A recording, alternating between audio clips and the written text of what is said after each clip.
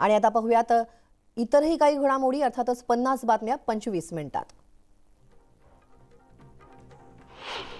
विधान भवनातील शिवसेना पक्ष कार्यालयाचा ताबा शिंदे गटाने घेतलाय। शिवसेना नाव आणि धनुष्यबाण चिन्ह मिळाल्यानंतर शिंदे गटाचे प्रतोद भरत गोगावले यांच्यासह काही आमदार विधिमंडळात दाखल झाले। त्यानंतर त्यांनी शिवसेना कार्यालयाचा ताबा घेतला। केंद्रीय निवडणूक आयोगाने शिंदे गटाला शिवसेना हे नाव आणि धनुष्यबाण चिन्ह दिलेले आहे। त्यामुळे ठाकरे गटाला मोठा धक्का बसला असून उद्धव ठाकरे गटाने निवडणूक आयोगाच्या निर्णयाविरोधात सुप्रीम कोर्टात याचिका दाखल केली आहे आणि या याचिकेवरती मंगळवारी सुनावणी होणार आहे। संजय राऊतांनाच विचारा डील झालेले पैसे कुठे ठेवलेत असा टोला गुलाबराव पाटील यांनी लगावलाय। संजय राऊतांच्या टीकेला गुलाबराव पाटलांनी यावेळी उत्तर दिलं। राष्ट्रवादीचे अध्यक्ष शरद पवार आणि उद्धव ठाकरे यांची फोनवरून चर्चा झाल्याची माहिती मिळते। शिवसेना हे नाव आणि चिन्ह गेल्यानंतर ठाकरे आणि पवारांमध्ये कायदेशीर बाबींवरती चर्चा झाल्याचं बोललं जात आहे। महाराष्ट्र इन्स्टिट्यूशन फॉर ट्रान्सफॉर्मेशन म्हणजेच मित्रा या राज्य सरकारच्या संस्थेच्या सीईओ पदी माजी सनदी अधिकारी प्रवीण सिंह परदेशी यांची नियुक्ती करण्यात आली आहे। तर आयपीएस अधिकारी ब्रिजेश सिंह यांची मुख्यमंत्र्यांचे सचिव म्हणून नियुक्ती करण्यात आली आहे। जळगावातल्या पाचोरा तालुक्यातील भातखंडे खुर्द इथले शेतकरी निळकंठ पाटील यांनी औरंगाबाद खंडपीठात याचिका दाखल केली आहे। केंद्र सरकार विरोधातही ही याचिका दाखल करण्यात आलेली आहे आणि ऐन हंगामात केंद्र शासनाने 51,000 टन कापूस आयात केल्याने कापूस विक्री थांबवल्याचा आरोप यामध्ये करण्यात आला। पालघर जिल्हा परिषद शिक्षण विभागाचा सावळा गोंधळ पुन्हा एकदा समोर आलाय। बदली झालेल्या शिक्षकांमध्ये चक्क मृत शिक्षकाची बदली केल्याची बाब आता समोर आलेली आहे। बाबू दिघा असं मृत शिक्षकाचं नाव असून त्याचं 2 महिन्यांपूर्वीच निधन झालंय। अहमदनगरच्या कोपरगावात जिल्हा परिषद शाळेला शिक्षक मिळावे या मागणीसाठी एका वयोवृद्ध व्यक्तीने उपोषण सुरू केलंय। याला गावकऱ्यांनीही पाठिंबा दिलाय। मागणी मान्य न झाल्यास सोनेवाडीमधील गावकऱ्यांनी गावबंद आंदोलनाचा इशारा दिलाय। बेस्ट उपक्रमाच्या एसी बसेसना प्रवाशांनी पसंती दिली आहे। त्यामुळे बेस्टनं आणखी 280 एसी बसेस येत्या मार्च पर्यंत ताफ्यात दाखल करण्याचा निर्णय घेतलेला आहे। त्यात 200 सिंगल डेकर बसचा समावेश आहे। नवी मुंबईकरांच्या सेवेत डबल डेकर बसेस दाखल होणार आहेत। एनएमएमटी कडून 25 इलेक्ट्रिक बसेस खरेदी केल्या जाणार आहेत आणि त्यात 10 डबल डेकर बसेसचा समावेश आहे। नवी मुंबई शहर आणखी पाणीदार होणार आहे। 2025 पर्यंत शहराचा विस्तार आणि लोकसंख्येचा विचार करून नवीन जलस्रोतांचा शोध घेण्यासाठी 7 सदस्यांची समिती स्थापन करण्यात आली आहे। मुंबईत म्हाडाच्या दुरवस्था झालेल्या शौचालयाची दुरुस्ती मुंबई महापालिका करणार आहे। तसंच मुंबईकरांच्या सुविधेसाठी सुमारे 22,000 शौचालयांची उभारणी करण्याचा निर्णय महापालिकेने घेतला आहे। पिंपरी चिंचवड शहराची ओळख असलेली पवना नदी गटारगंगा बनलेली आहे। शेकडो कंपन्यांमधील रसायन मिश्रित पाणी थेट नदीत सोडलं जात आहे। या प्रदूषित पाण्यामुळे नागरिकांच्या जीवाला धोका निर्माण झालाय। गोंदिया जिल्ह्यात 10 महिन्यात 451 बालकांचा मृत्यू झाल्याची धक्कादायक आकडेवारी आता समोर आली आहे। गर्भवती महिला प्रसूतीसाठी आरोग्य संस्थेत दाखल होऊ नये, बालमृत्यू थांबवण्यात ही जी यंत्रणा आहे ती अपयशी ठरते असं चित्र दिसून येत आहे।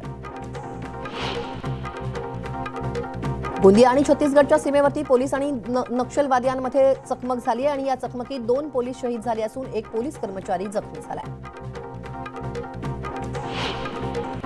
शाळेची फी न भरल्यानं पहिलीतील चिमुकल्याला शिक्षकानं बेदम मारहाण केल्याची घटना बीडच्या गेवराई तालुक्यातील सेलू फाटा इथं घडली आहे। संबंधित शिक्षकावरती कारवाई करावी अशी मागणी मुलाच्या पालकांनी केली आहे। गोंदिया जिल्ह्याच्या तिरोडा वनविभागात येत असलेल्या नागझिरा वनक्षेत्रात वनरक्षकाला मारहाण करण्यात आली आहे। तसंच त्याची मोटरसायकल जाळल्याची घटना उघडकीस आली आहे। नितेश राऊत असं या वनरक्षकाचं नाव आहे। नाशिक जिल्ह्यात अपघाताच्या प्रमाणात आता वाढ झाली आहे। नाशिकमध्ये गेल्या 3 दिवसांमध्ये 8 जणांचा मृत्यू झाल्याचं समोर आलंय। त्यामुळे वाहन चालकांनी वाहतुकीचे नियम पाळून प्रवास करावा असं आवाहन केलं। औरंगाबादच्या लासूर स्टेशन इथं नागपूर मुंबई महामार्गावरती विचित्र अपघात झालाय। भरधाव कार दुकानात घुसल्यानं दुकानदार तरुणाचा मृत्यू झालाय तर 5 जण गंभीर जखमी झाले। औरंगाबादच्या नारेगाव परिसरात भाडेकरूनं घरमालकिणीवरती अत्याचार केल्याबाबत तक्रार दाखल करण्यात आली आहे। लग्नाचा आमिष देऊन अनेकदा शारीरिक संबंध प्रस्थापित ठेवल्याचा आरोप पीडितेनं केला आहे। गोंदियात पोलिसांनी 6 लाखांचा गांजा जप्त केला। या प्रकरणी गौतम नगर इथल्या राकेश सिंग उर्फ बंटी खतवार या आरोपीला पोलिसांनी अटक केली आहे। त्याच्या घरात गांजाचा साठा ठेवल्याची माहिती मिळताच पोलिसांनी ही कारवाई केली आहे। शहापूर तालुक्यात इंटरनेट सेवा 10 तास खंडित होती। इंटरनेटच्या फायबर केबलला अज्ञात व्यक्तीने आग लावल्याने इंटरनेट सेवा बंद पडली होती। चंद्रपूर जिल्ह्यात ताडोबाच्या बाहेरही मोठ्या प्रमाणात व्याघ्र दर्शन होत आहे। एमआयडीसी भागात जीएमआर ऊर्जा कंपनी परिसरात वाघांचा मुक्त संचार पाहायला मिळतोय। त्यामुळे कामगारांमध्ये भीतीचं वातावरण निर्माण झालंय। अमरावतीतल्या चिखलीजवळ अस्वलाची दहशत पसरलेली आहे। अखेर गावात शिरलेल्या अस्वलाला नागरिकांनी पिटाळून लावलं। वाशिमच्या शिरपूरमध्ये जानगीर महाराजांच्या यात्रोत्सवाला सुरुवात झाली आहे। या यात्रेत 1.5 लाखांहून अधिक भाविक दाखल झाले। देवगड तालुक्यातील कुणकेश्वर यात्रोत्सवाची आज सांगता होतीये। लाखो भाविकांनी कुणकेश्वराचं दर्शन घेतलं असून 3 देवस्वरांच्या तीर्थस्नानानं यात्रोत्सवाची सांगता होणार आहे।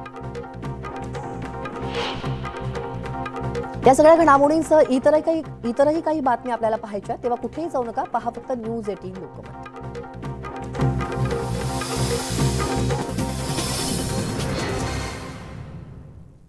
ब्रेकनंतर तुमचं पुन्हा एकदा स्वागत। पाहूयात राष्ट्रीय स्तरावर काय चाललंय वेगवान स्वरूपात। देशात ठिकठिकाणी आज रोजगार मेळाव्याचं आयोजन करण्यात आलंय। पंतप्रधान मोदी या रोजगार मेळाव्याला संबोधित करणार आहेत। गुजरातमधील मोरबी पूल दुर्घटनेप्रकरणी एसआयटीचा अहवाल समोर आला। यात पुलावरील तारा गंजलेल्या असल्याचा उल्लेख करण्यात आला। दिल्लीतील निकी यादव हत्याकांड प्रकरणी 6 आरोपींना आज कोर्टात हजर केलं जाणार आहे। या प्रकरणी फास्ट ट्रॅक कोर्टात खटला दाखल करण्याची मागणी पीडितेच्या कुटुंबियानं केली आहे। बिहारच्या पूर्णियामध्ये धावत्या बसनं पेट घेतलाय। सुदैवानं बसमधील सर्व प्रवासी सुखरूप असून अग्निशमन दलाच्या जवानांनी आगीवरती नियंत्रण मिळवलं। या सगळ्या घडामोडींसह या बुलेटिनमध्ये वेळ झाली इथेच थांबण्याची। ताज्या बातम्यांच्या अपडेटसाठी लॉग ऑन करायला विसरू नका। news18lokamat.com वर आमच्या फेसबुक आणि ट्विटर पेजला देखील भेट द्या। आमच्या युट्यूब चॅनलला सबस्क्राईब करा आणि हो बेल आयकॉन दाबायला विसरू नका। थोड्याच वेळात महत्त्वाच्या घडामोडींसह पुढलं बुलेटिन पाहूयात। पहा फक्त न्यूज 18 लोकमत।